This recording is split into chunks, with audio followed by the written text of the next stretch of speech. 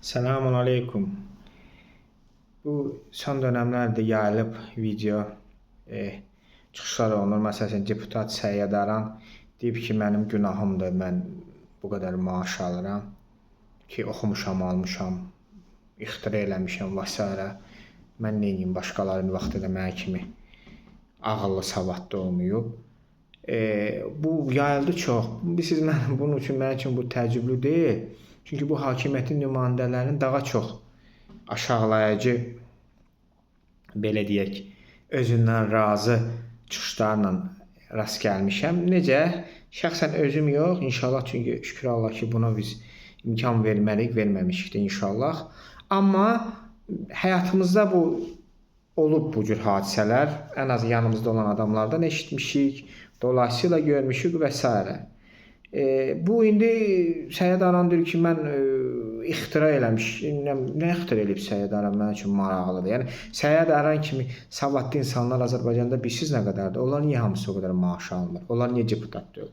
Səyyad Aranın də həyatında ağıllı hərəkət, o vaxtında uğurlu siyasi, özünə görə ağıllı hərəkət, o uğurlu siyasi stavka eləyib Heydər Əliyevi seçib. O seçimində də yanılmayıb. O da bir bəxtdir, talihdir. O bəlkə də çünki o qədər qat-qat ağıllı, bu həyatda əsasən talihdir, bəxtdir. Nə qədər sən ağıllı ol, savadlı ol, səviyyəli ol, nə bilim, təhsilli ol, fərq etməz, bəxtin olmalıdır. Bəxtin olmayandan sonra bu digər şeylər artıq o qədər də önəmli rol oynamır. Bəxti gətirib, bu həyat üçün bəxti gətirib, bu digər əbədi həyat üçün bilmirəm, onu Allah bilir, indi ona necə hazırlaşır. Bu həyat üçün bəxti gətirib, siyasi, yəni ki, seçimi düzgün edib və öz həyatını qurub, öz ailəsinin həyatını qurub, bəlkə də qohumlarının və s. indi onu deyə bilmərəm. Amma fakt özünün və ailəsinin həyatını qurub və bununla qürurlanır, amma bununla qürurlanmaq lazım deyil. Çünki sən ixtirava görə yox, savadına yox, sən təhsilə görə yox. Çünki Səyyad Arandan yenə deyəm, qat-qat daha təhsilli, savadlı adamlar var. Sən sadəcə olaraq uğurlu siyasi seçimə görə indi o qədər maaş alırsan. Məsəl üçün, mən bir müddət ekologiya və təbii, çox qısa müddət hərbi xidmətdən sonra Ekologiya və Təbii Sərvətlər Nazirliyində işlədim. İxtisasıma uyğun olaraq mən geoloq idim. Orada həmən əsas binada, Hüseyn Cavid bağının yanındakı bina var, orada. Həm nazir oturan binada, belə deyək. Sonra bu nazir yığıb işçilər, həm şöbə müdirlərini, həm digər işçiləri və s. zala, o vaxt Hüseyn Qulu Bağırov idi da. Adamın adı Hüseyn Qulu idi, o Qulu sözünü sevinir, özünü Hüseyn Bağırov kimi mediada təmsil etdirdi. Həm də Qərb Universitetinin rektorudur, sahibidir. Bu yığıb cəmaata görün nə deyir. Bu da Mircəfər Bağırovla qohumluğu ilə fəxr edir. Mircəfər Bağırov da bilirsiniz də, kommunist rejiminin Azərbaycanda qanlı diktatorlarından biri olub. İnsanlar öldürüb. Və yığıb görün cəmaata nə deyir o zala? Deyir ki, siz mən deyir, ayrı xamurdan yoğurulmuşam. Siz ayrı xamur. Mən Mircəfər Bağırovun belə deyək, deyir ki, qohumuyam. Siz kimsiniz? Yəni Mircəfər Bağırov da kimdir? Əsilzadədir, yox. Bəydir, xandır, yox. Adi prosto kommunist olub. Kommunist də bilirsiniz də, bolşeviklər də bilirsiniz də. Gədə-güdə hakimiyyəti olub da. Bəylərə, xanlara qarşı çıxırlar. Gədə-güdələr gəlib, belə deyək də, at otaran gəlib bəyini öldürüb, gəlib başa. Yəni kommunistlər, bolşeviklər o gədə-güdələrin hakimiyyəti olub. Sənin də həmən o fəxr etdiyin qohumun da həmən o hakimiyyətin Azərbaycanda bildirilir rəhbər oldu. Yəni əsilzadə olmayıb, bəy olmayıb, xan olmayıb. Yəni və mən deyir, amma bunu necə fəxr edir? Mən deyir, başqa xamurdan yoğurulmuşam, siz başqa, cəmcalda. Yəni bunlar budular. Ona görə Səyyad Aranın bu çıxışını qeyri-təəccüblü heç nə yəni yanaşmayın.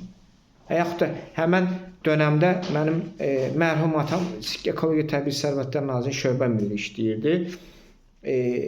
Və Səyyad Arandan qat-qat savadlı adamdır. Bu dəqiq və Səyyad Aran kimilərindən bir çoxsundan o hakimiyyətdə təmsil olunurlar. Mesela Ekologiya Nazirliyinin işini 3-4 nəfərdən görənlərdən biri də buydu. O mənə görə mən həbs olunum və s. onu işdən çıxartdılar. Sonra gördülər ki, ekspert çatışmamazlığı var. Təzədən qaytardılar işinə. Amma daha artıq şöbə müdiri kimi yox, baş mütəxəssis ekspert kimi elə.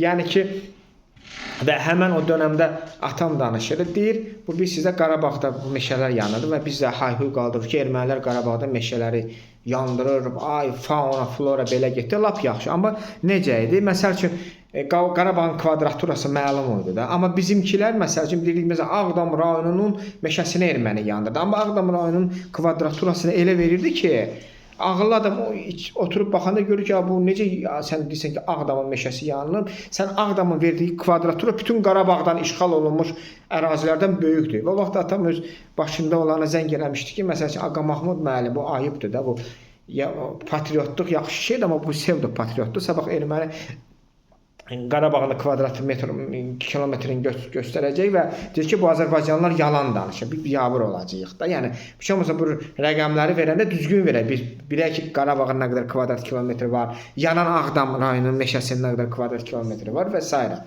Və indi 2-3 dəfə də nazirin dəvət eləmişdi həmən o atamın müdürü ilə qabuluna.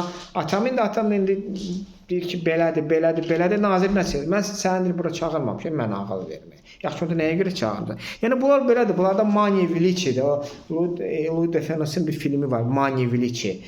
Düzdür, orada o əsilzadə rolunu oynayır. Bunlar əsilzadə olmaya, gədə-güdə olmaya, amma özlərini belə sayılır. Görmüşsünüz, biri deyir, mən neyim, mən bu qədər maaş alamam. Birisi deyir, mən bilirsiniz hansı xamırdan yoğulmuşam, mən kimlərdənəm, mən kimin bacısı nəvəsiyəm. Heç Müzəffər Bağırov nəvəsi də deyir, nə bilim, bacısı nəvəsidir, qardaşı nəvəsidir, nə bilim, nə idi. Və yaxud da bir dəfə mən ofisin yanında bizim bir market vardı, oraya girdim. O bir deputat var idi, indi deyil. Bu demişdi, adı da yadımdan çıxdı. Demişdi, bu xiyar yoxdursa duzdur. Yox, onu Artur Rəsizadə demişdi. Hə, müəllimlər demişdi maaşı işləsini. Əgər maaşları çatmır, sonra gəlsin əlavə iş görsün. Deputatın adı nə idi? Özünüz şərhlərdə yazarsınız. Onu gördüm. O vaxtda bilmirəm, artıq deputat deyil idi. Marketdə belə gəzir. Yanında da market işçisi buna onu belə elə, bunu qoy. Yəni produkt yığırdı, ərzaq yığır özünə. Və siz görərsiniz onun o sifətini, o marketin o yazıq ona işçisinə onu qoy, bunu qoy dediyi ona münasibətdə. Birinci günah marketin işçisindədir ki, marketin işçisinin səlahiyyətində yoxdur hansısa bir deputat orada xidmət eləsin. Yəqin onun da müdürü ona məcbur edib ged elə. Yəni ki, o da onun onların belə deyək, onun bir təkəbbürlü münasibətini siz orada görürsünüz. Mən əsəbləşdim, bir də keçsəydi özüm orada sözümü deyəsinim də sonra gördüm çıxıb gedib. Yəni bunlar budurlar, amma əsilzadələr, o kimlər yuxarıdan gedir, əsilzadələr, həqiqətən bəy nəslindən olanlar. Bəy də bilirsiniz, bu qanla, yerlə gəlir, bu hakimiyyətlik burada bir şey yoxdur. Hakimiyyət bəxtdir, gədə də gəlib hakimiyyətdə ola bilər, bəy də hakimiyyətdə ola bilər. Onun İnsan taleyidir, həyatıdır. Hər kəs ola bilər. Allah kimə yol açır? Ağılsızsan, ağıllısan, savadlısan, savadsızsan, sən gedəcəksən. Allah sənə nə yazıb, o da olacaq. Amma əsilzadələr, bəylər, həqiqətən səviyyəli adamlar, hakimiyyətdədirlər, hakimiyyətdə deyirlər, fərq etməz. Onlar insanların heç vaxt yuxarıdan davranmaz. Onlar maksimum sadə olar, maksimum sadə. İnsanlığın ən böyük, sonda bununla çıxışım bitirəm, insanlığın ən böyük şəxsiyyəti Muhammed sallallahu aleyhi və səlləm, Allahın son elçisi. Allah ona nə deyir? Allah ona deyir ki, insanlarla güləriz ol, təbəssümlü ol, sadə ol ki, insanları özünə cəlb edəsən. Yəni Allah belə ən seçilmiş rəsuluna, insanına bunu əmr verir. Yəni nə qədər böyük olursansa ol, sadə ol. Yəni Allah demək, o deməkdir ki, yəni Allah bizim hamımıza deyir ki, öz rəsulu vasitəsi adam olun.